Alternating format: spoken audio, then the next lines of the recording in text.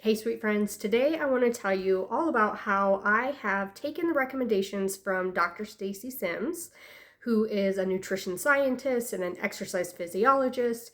She is brilliant, and she has like 107 research papers out there. She's amazing. How I have taken her recommendations and worked them into my busy, full life as a mama, a wife.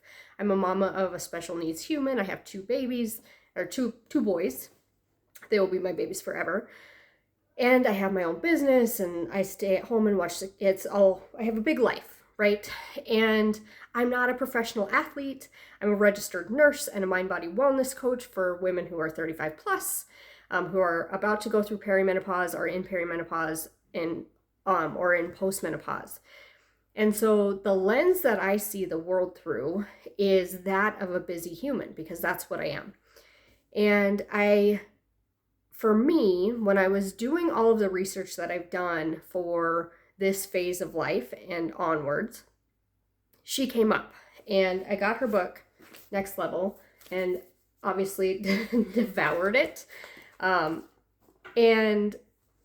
the reason that I trust her and the way that the things that she recommends for women is because it's sustainable wellness for me.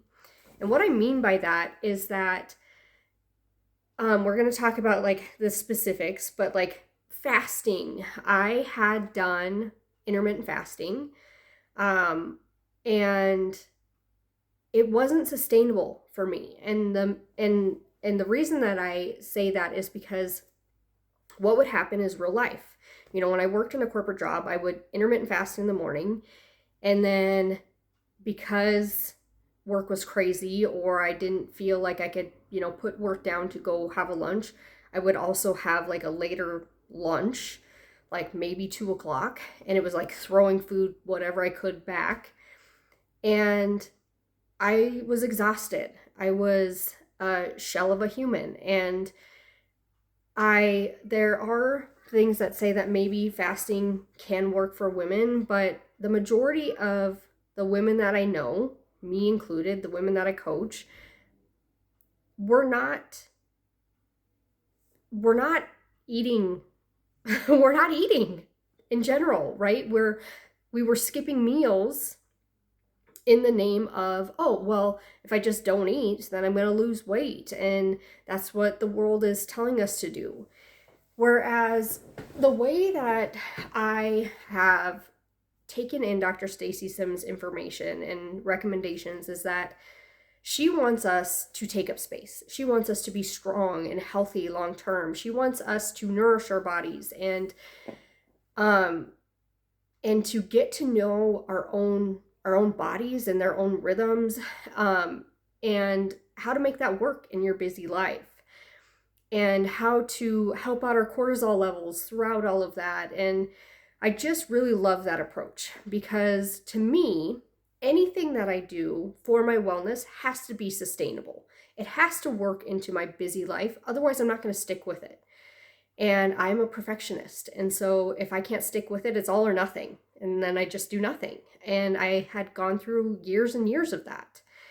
And, workouts I did the same workout every day of the month without knowing like how hormones can fluctuate and how my energy levels might change. And so then I would give up on those workouts. And so the information that she shares about kind of how your body does fluctuate throughout your cycle, and that everybody's cycle is different, and every woman, their energy levels are different throughout their cycle, and getting to know those things, getting to know what is happening for your body on that specific day and adjusting based on that has just felt like the most loving, supportive way of taking care of me. And so today I'm going to talk to you about, this is part one of this conversation, and please hit subscribe if you want to catch the next part. But we're going to talk about like hormone fluctuations and sleep and nutrition today. And then we'll talk about exercise, connection, and all the supplements and all that good stuff in the next part. But when I think of hormones, I like I just said, before I didn't know that I should adapt my, workouts and those kind of things based on how I was feeling that day. And I saw it as a failure if I couldn't stick to the exercise plan that I had. And what Stacy has taught me, and what I teach my clients in my program, which is called What We Should Have Been Taught, the link is in the bio, we'll go over that later, but is that there are normal fluctuations throughout your cycle. The first half of your cycle is your menstrual follicular phase, ovulation is in the middle, and then the end of the cycle, the last couple weeks, is usually your luteal phase. And the first half of your cycle, you may feel more energy. You may feel like you can hit higher intensities on like weightlifting and, short burst cardio and those kind of things. And then in the second half, you may notice that your energy is different. And she talks about how like to maybe have that as an awareness, but don't also think like, okay, I'm in my luteal phase, my energy is automatically going to be low, so I'm automatically going to do lower intensity workouts. Her approach is getting to know yourself, getting to know your own body. And so one of the things that I've done with that, and that I'll talk about in the exercise part, is that I have a loose plan for my week on like what exercises and those kind of things I'm going to do. And I base what I do that day on how I'm feeling. Do I need a recovery day? Is my body exhausted to the point where, I'm a real life mom. I have a special needs human. I have a 2-year-old as well. And sometimes nights we don't get sleep. We don't get very much sleep, or we get way less sleep than we should. And so expecting myself to come to that workout, say I was planning on doing strength training that day, and just give it my all, not appropriate. I'm not going to be able to hit the things that the strength goals that I want to hit because I'm exhausted. And I am in this for the long haul, right? I'm in this forever. This is what I'm doing forever. And so I have to be able to give myself that grace and be able to pivot. And then on the days where I'm like feeling good and feeling strong and, I'm able to hit it really hard on those days. And I know that those days are coming because that's just the flow of life. And I think that's a big thing that has been helpful for me, is that she really talks about like recovery. And we'll talk more about this in detail in the exercise portion of this conversation, but just that your fluctuations happen throughout the month. And then as we go through perimenopause, oh man, fluctuation heaven. I won't use that word. That is not an appropriate word to explain that. The zone of chaos is what Dr. Mary Claire Haver calls it, but there's fluctuations everywhere. Your estrogen is up, your progesterone is going down, and they're fluctuating up and down until we finally, years, like perimenopause can be 7 to 10 years prior to menopause, and menopause is the one day on the calendar when it's been 12 months since your last period, and that typically happens around age 51, but that can vary. So years that this fluctuation can happen, knowing that with those fluctuations, your body is going to need different things. And so being really intentional about checking in with you and what your body needs, knowing that we're in this for the long haul. We're going to be able to do strength training and HIIT training, which we'll talk about. It's going to happen, but it's not going to be helpful if I try to just white knuckle it through this workout if I'm not actually going to be able to hit the intensities that I want to hit. It's better for me to take a recovery day. Okay, next we're going to talk about sleep. So she says over and over and over again how if you want to make changes to your body, if you want your body to be the healthiest that it can be, if you want to have body recomposition, which is a word that she uses over and over again that I love, because we have been so focused on weight and losing weight and the number on the scale, and that ran my life for so long. What she focuses on is body recomposition.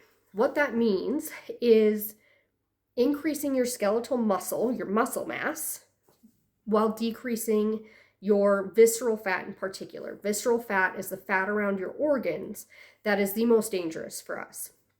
And as we age as women, that fat can increase. And so with that increase, we can have higher risk for things like heart disease and inflammation and diabetes, and there's just a whole slew of things. And so we want to decrease that. We also want to increase our muscle, because our muscle is like so important for our health. I don't judge you ever for wanting to look better in your body. That is okay. If that is your only goal, that is hard. And also no shame there, because that's the goal that the world has given us, right? But the things that she teaches are not only good for helping you feel more confident in your body and how your body looks, but also they're beneficial for long-term health. Like your muscle and your bone and your heart health and your brain health and all of those things are so important for us as we age as women, because we want to be strong old ladies as well. We want to be strong older ladies as well. We want to be able to, not be frail, not have osteoporosis, not have heart disease, not have Alzheimer's, not have sarcopenia, which is a decrease in your muscle mass. There's just so many things, because we have to use our bone and our muscle to be able to get up off of the chair, to be able to carry our groceries, to be able to live independently down the road. And so what she says, back to the main point of this, is that if you do not sleep, you can't make changes to those things. Sleep is so important, and we've heard that over and over again, right? Sleep is so important. And I really love the way that Lisa Mosconi talks about it. She's brilliant. She's, I believe, a neuroscientist. Fact check me on that, but she's a brilliant. Has the menopause brain, I think XX brain. She's just got so much good stuff. But anyway, she talks about how sleep is like the wash cycle for your brain, your body, and it just helps kind of wash out, it flushes our system. It basically, she doesn't talk about this, but it resets your hormones, right? It helps reset like your hunger and your fullness hormones. It helps out with your lady hormones, your estrogen, your progesterone.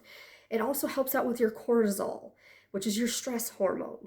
And if we're not sleeping, we can't make the changes that we want to with our body. It's like, she talks about how like it's going through, if you set your washer and the wash cycle stops before everything is clean, and you get up in the morning and you haven't finished your wash cycle, like you're going to feel that, right? And the way that I talk about it with my clients too is that if you think about how like after you haven't gotten sleep, you are more anxious the next day. You are craving more foods the next day. It doesn't mean that you're a broken human or that there's something wrong with you. It means that you need sleep, my love. And that is such a huge thing. We've been told over and over again about how sleep is so important, but truly, it affects everything. And that's where we start in my program too, is after we learn about our hormones, we start with sleep, because it trickles down everything and makes everything so much easier if we start with that foundation.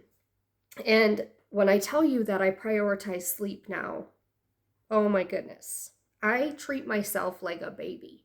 When you're trying to get your baby to sleep and you make everything like super dark in the room, you've got white noise on, for me, I don't put white noise on. I listen to a meditation in one headphone and I keep the other ear open, because I always have to hear my littles. And I also, have anxiety. And so I like to be able to know what's going on in my area. I have one headphone in for a meditation. I've got the lights. My room is like pitch black. I've got like tape on anything electronic that has lights showing in it. And the temperature's down to like 68 degrees. My kids sleep better that way too. I do, real life, I do go on my phone before bed. Don't come at me. What I do though is I shut off Facebook and Instagram at like 8:15 because those bad boys will trigger me more than anything else. And then I allow myself to go on YouTube and Pinterest at a grayscale on my phone because those don't trigger me. And that is my time of the day, guys. Like, if you are like me, you run and run and run all day long, and that is like your you time, right? I'm not going to take that away from you. What I would say is don't trigger yourself right before bed. Shut those bad boys off and put on something that doesn't trigger you. I also do sleep with my phone in my bedroom. I'm one of 6 kids. I've got my parents. I am the nurse of the family, and so I want to be there if somebody needs me. But I have my phone notifications turn off. Whoa, come on back. Sorry about that. My phone notifications turn off about 7 o'clock. I have my phone down, and I don't pick it up in the middle of the night if I wake up. Unless I need to turn my meditations back on, because that is how I get out of a brain spiral in the middle of the night. But I just go to that app and turn it back on. But sleep is so important, and nobody has come up to me, later on and been like, how late did you stay up last night? Like, people use it we've used it like a badge of honor. Like, oh man, I only got 2 hours of sleep. If I stay up past 10, you're going to know about it because it wrecks me now. Like, I can't handle it. And it wrecks me for a few days. And so I prioritize the crap out of sleep because it makes that big of a difference. And the biggest thing that it makes a difference for me is my anxiety. Truly.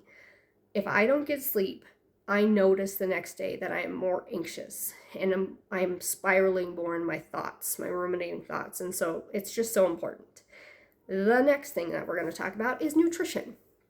Now, like I had said, I had done like intermittent fasting, and there are mixed opinions on whether or not that is the best thing for women as we age. What I will tell you from my experience is that, like I said, it's sustainable for me to not fast, to eat breakfast within a half an hour of waking. And when I say eat breakfast, I do the protein coffee, which is what she talks about, Dr. Stacy Sims talks about.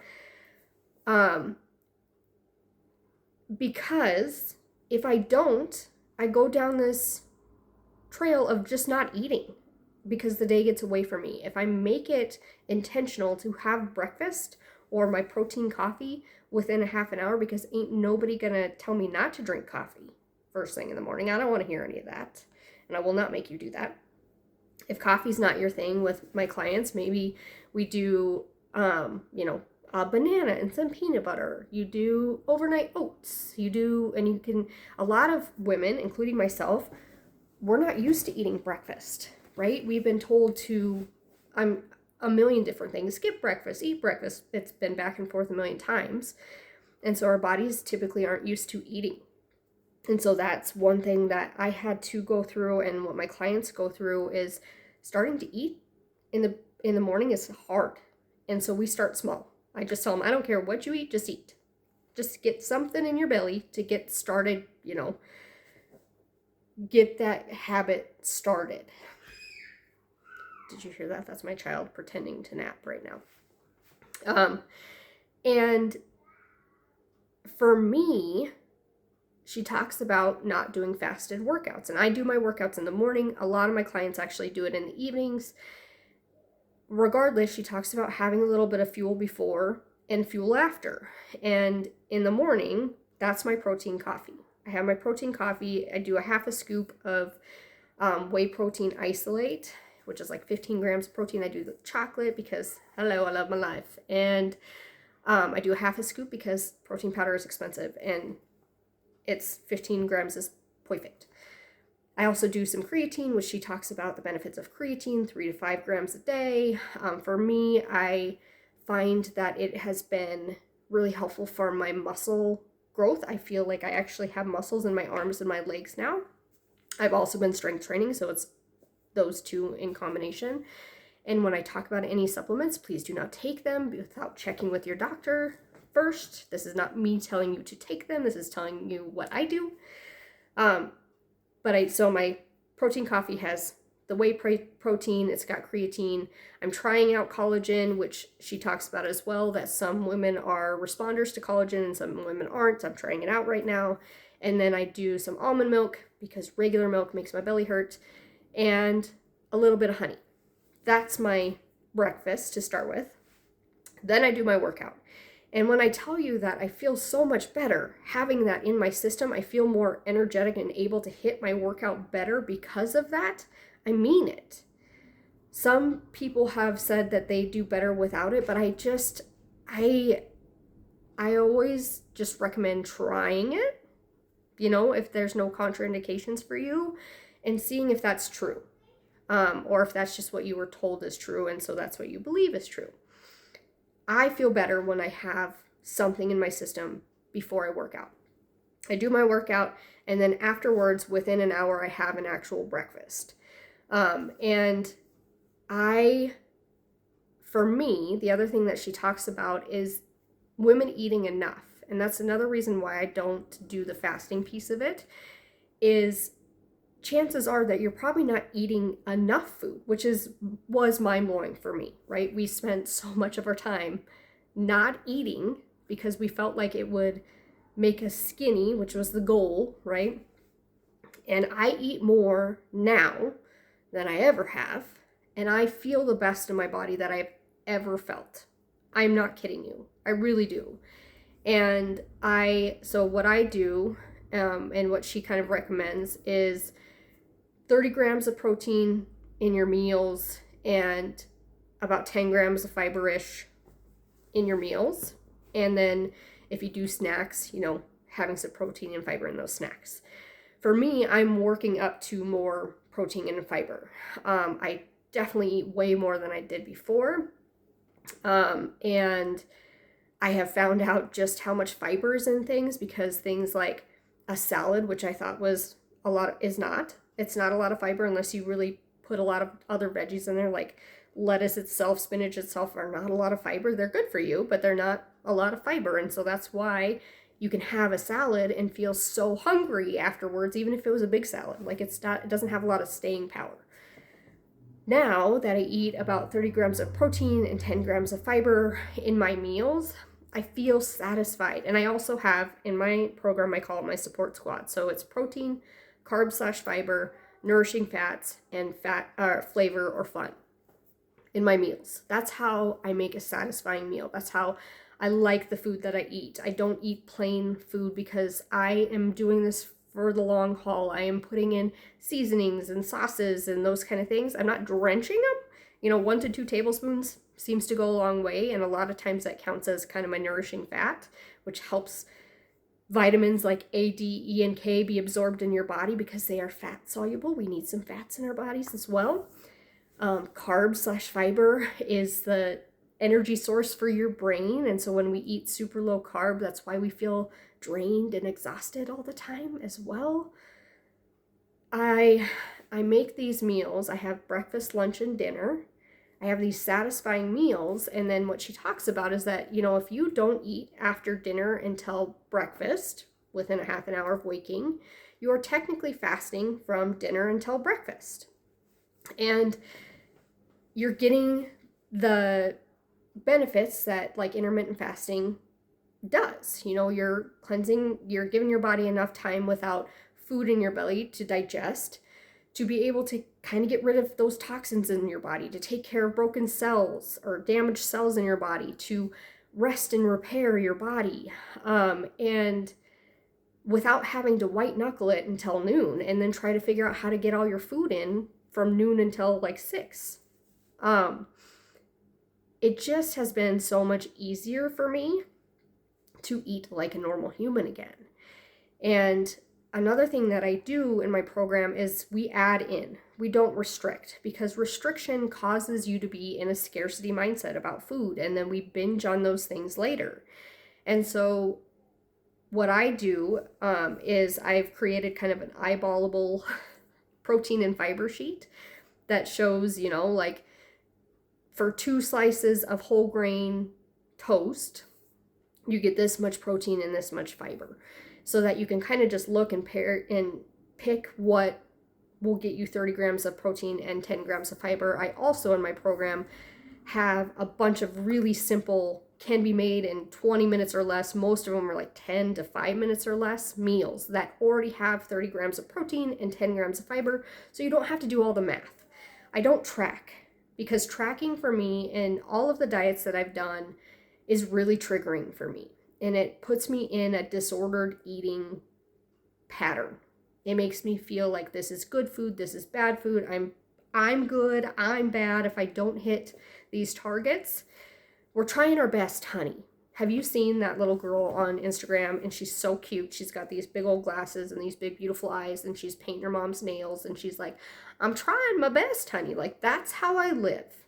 And that's what I want for you. I want you to live a life where you feel like nutrition is just part of your life, that nourishing is just part of your life, and it's not something that brings you so much anxiety about whether or not you're doing it right or wrong. And so that feeding myself and having nourishing meals throughout the day has actually made it so that I don't emotionally eat very often. We talk about emotions and regulation in my program as well too, but it just, eating throughout the day kind of helps out your cortisol level too. It's your body's way of knowing, oh, there's food coming in, I'm being nourished, I'm being taken care of, and your body feels better and safer that way. And so your emotions are typically better that way too. That's not the only thing that helps your emotions, but it's part of it. And I don't eat a bunch of food after dinner anymore. Why? Because I feel satisfied. Do I have my nights when I do? Sure, I'm a human. And there's celebrations and all those kind of things. That's the 20% of life that she talks about too, which I love. The other take on this that I have, that she doesn't necessarily talk about how to do this, but I talk about in my program, is we do talk about kind of intuitive eating, but intuitive eating is a little challenging, truly, for women, at least in my experience. I love it. It has fundamentally changed my relationship with food, and I will praise it over and over again. But thinking about like whether or not you're hungry and basing whether or not to eat kind of on that is hard, because, and they talk about this too, there are so many things that affect your hunger hormones and whether or not you feel hungry, whether you're sleeping, like we talked about earlier, if you are stressed out. And so I don't really depend on that too very much. What I depend on is making sure that I have fed myself, and then I give myself permission to have the fun foods when I want them. And you'll see things on the internet that are like, if I allowed myself to have, whatever I wanted, this is how I would eat all the time. I would just eat cake all the time. And that's not actually true. It feels like that. It's terrifying. I will say that to you, because when I first started doing intuitive eating and giving myself permission to have the fun foods, I was terrified. I was terrified that I was going to just eat Oreos all day. And what happens is when you give yourself permission to have those foods, it takes away that scarcity mindset of having those foods, because you can just have them. That, in combination with feeding yourself supportive meals, you can have those things and not feel like you need to eat them all, because you're fed, your body feels good, it feels supported and loved, and you get to just enjoy those things and then move on with your day. And that takes time. Everything that I coach in my program, you will hear me say 1,000,000 times, this takes time. The programs on the internet that tell you that you will have a whole different life in 12 weeks are full of crap. They don't last long term. Changes that you make to the way that you live take time. And we're rebuilding a bunch of the mindsets that we have around food and exercise and those kind of things. And those things take time. And so the things that I'm telling you about today took me time. And it's something that I work with my clients on. And I also tell them, like, hey, if you have had any kind of eating disorder or disordered eating where you feel like you need more help with this, please get that help. See somebody specifically for that. Please, you deserve that care.